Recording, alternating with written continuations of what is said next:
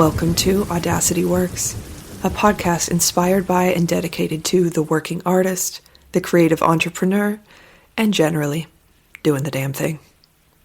This exists on the premise that the world belongs to those who have the audacity to believe that their lives have value. This is for you.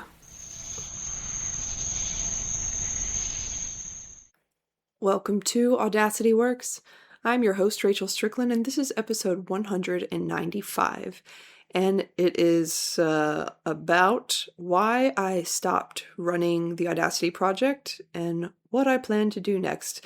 It's a question that I've gotten a lot, and I haven't been ready to address it, really.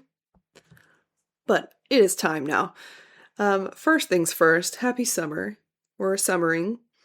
As well, right now I'm recording this, it's July 6th, and I'm in South Carolina where it is hot as balls. But by the time you are listening to this, I'll be in Ireland for the second week of the Irish Aerial Dance Festival, and probably not hot as balls.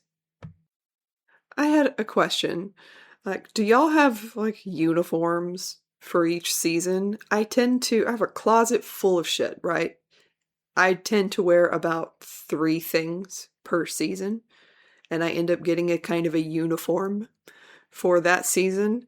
And this year, it's been an ill-fitting leopard print dress that I got with Samantha Dean at a thrift store in Galway because there was a heat wave, and it was hot as balls in Ireland last year. And I was like, I am not prepared for this. I brought my wool. I brought my thermal things, and now I'm just sitting here sweating. So I bought this dress. It doesn't fit. It's too big. I don't care. Now, the other part of the uniform. This could be helpful to someone, so I'm going to say it. I love a breezy summer dress, right? Ill-fitting or not. However, it doesn't feel easy and fun and breezy to wear those things because I have a lot of leg meat, and my leg meat likes to do battle against each other, and I can easily get a rash on my inner thighs just because they're constantly giving each other the pound. And it's sticky and uncomfortable and awful, and I hate that. But I have discovered, thanks to a friend in Maestro's Mafia, Brittany, thanks Brittany, she turned me on to Woxers, which are boxer shorts designed for women, and their longest pair is 8 inches, I think. I could be lying. I don't know. I'll find it. I'll put a link to it in the show notes, because if you are, as well, a centaur, built for battle from the waist down, and your meaty legs are torturing each other during the summer, these are a game changer. I think I have worn them. I got 3 pair, and I've worn them to bits already. So that's the uniform of this season. No one asked, but I did keep thinking about it, and that works for me. I wondered if other people have the same thing. I'm pretty much wearing 3 pieces of clothing all summer. So let's move on to the meat of this episode.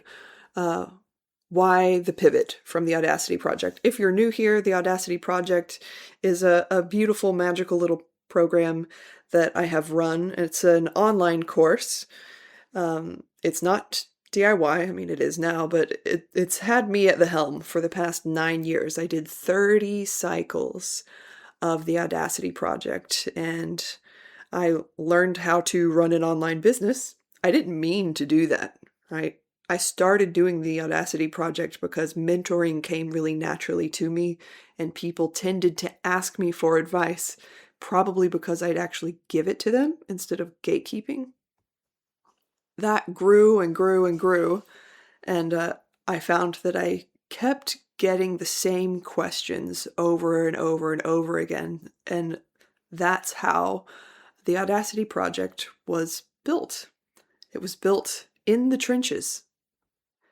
Like I said, I didn't mean to create an online business, but then I did educate myself, and I sought instruction. I knew I had heart. I had great heart. I knew I could deliver. I knew I was a good coach, a good mentor. I knew that I felt that any trust that I had, I was going to treat with careful integrity and not take for granted. But I didn't know anything about strategy, which is a very helpful part of an online business. The product, great. I knew the product was good. The strategy on how to actually get it out there, that I needed a lot of help with. And I got a lot of help with it. I learned from people, I hired people, and here we are. The Audacity Project ended up becoming the bulk of my income for the last 6 years that I ran it. And the hard part of running an online business is always, for me, the marketing. And I have a beautiful audience of the most amazing people. It's not huge. A lot of my friends who do this kind of work have very, very large audiences. And I was talking to, I think it was Jen Crane, about this when we taught a retreat together in Thailand. It was me and Jen Crane and Shannon McKenna, and we were sitting there talking about how we felt about what we were about to do. It hadn't even started yet, and I confessed, like, I feel like I didn't pull my weight because y'all are like immensely famous and popular, and I'm so happy to be here, but like I don't have these huge audiences. And they they were both like, shut up. And Jen, I think it was, said, your audience might be small, but it is deep. And that was a lovely thing to hear. And for anyone listening who wants to start a business online or otherwise, thinking you need to have all these eyes, you need to have 20,000 followers on Instagram and a mailing list of, I don't know, 8,000, 80,000, I don't fucking know. Here's what I will tell you. I've run this business for 9 years and over 30 cycles. My email list has never been higher than 1,200 something. That's what it is now, and it's the highest it's ever been. So it's never been a ton of eyes. And on Instagram, I think I'm always at like 7K. I don't know. I don't really check. So no, just as a little loving caveat, you don't need a huge audience to do great things. And yeah, I'm calling the Audacity Project great because it was, and it is. And I'm going to compile it into a DIY course, take myself out of it, and make it a lot more accessible financially because it won't require me to be there. That's why it was expensive. But let's talk about the pivot, right? I knew that this was coming about 2 years before I closed the project. And I knew it was coming actually always. Like, this is not going to be the only thing that I ever do, and it's not the only thing I've ever done. But it did work really, really well for me, and I really love delivering it. And I didn't think I'd ever get tired of it. And it's not that I got tired of it, I was just ready. That's the answer to the question for everyone who's been like, why did you stop doing the Audacity Project? Because I was ready. Because I was ready. A couple things that I learned while the project did work well for us for 9 years. It was also kind of a dinosaur. Like I designed it for 33-year-old me, you know, with all of her resources and all of her excitement, and also I did the most. Like I did all of the things, and it's really normal to over deliver in the beginning. But I had built a program that was bottlenecked at my hands-on management at all times, and I really loved that because I got to know my students so intimately, and I'm still in touch with like a lot of them. Some have become close friends, and that happened because it was bottlenecked at my hands-on management. But I am not who I was at 33, and I need a more sustainable approach. Sustainability is a big value for me right now. It's something I really like to focus on when I mentor people, making their artistic practice actually sustainable, because a lot of us are using internal software for how to train that we got in our first years, and a lot has been changed since then, and we're not the same people that we were when we first started. And then we wonder, damn, why isn't this working for me anymore? It's too much. I'm like, yeah, we're different now. And another note on sustainability, because I was, doing the most, and also I just wanted to give people as much as I possibly could. There was too much work. Anyone who's an alumni of the project, you know, it's too much work. It's too much work. We were like smooshing 8 months of what would be a natural organic progression into 8 weeks. So it really was very intensive. And for people who had the space for it, it worked really well for them. And for a lot of people who, life happens and life continued to happen, and they realized, shit, I can't keep up, and they got behind, and then that doesn't feel good. So that was a flaw in the design. I think it will work a lot better as a self-paced offering, because the information is still all going to be there, but to be able to do it at a more humane pace, like maybe 16 weeks, that could work.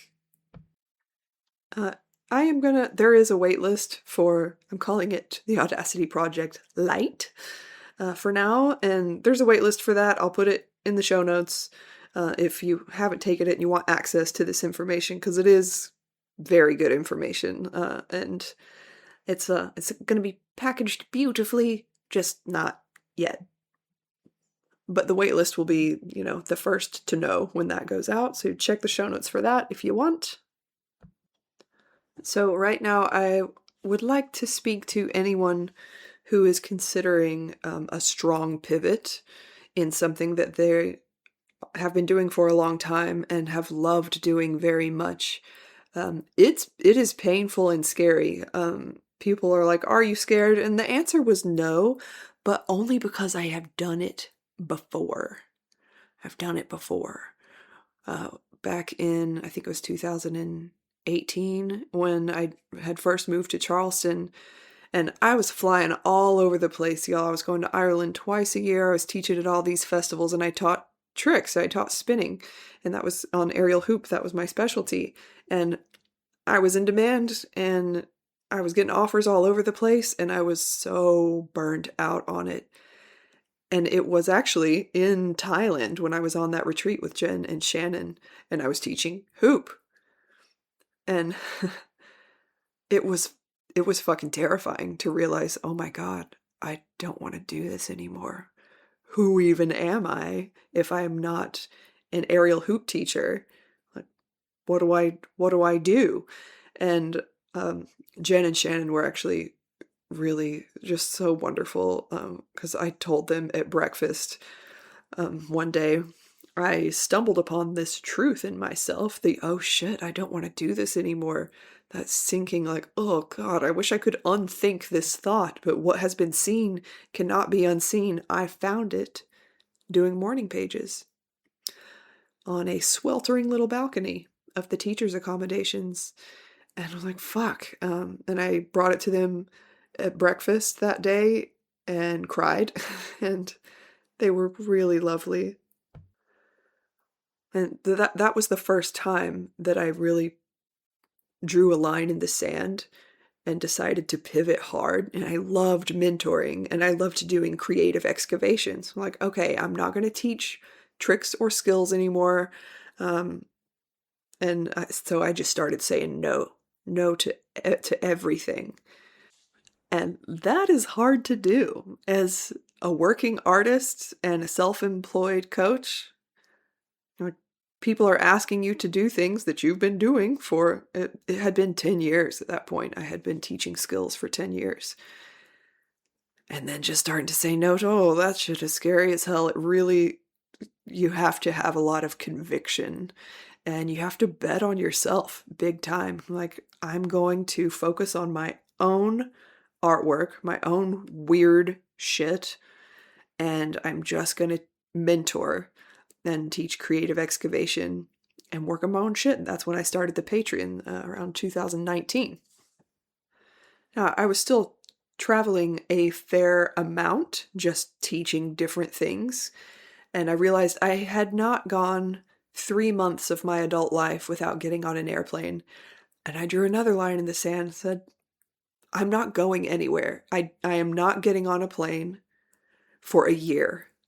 If people want to see me, they can come here.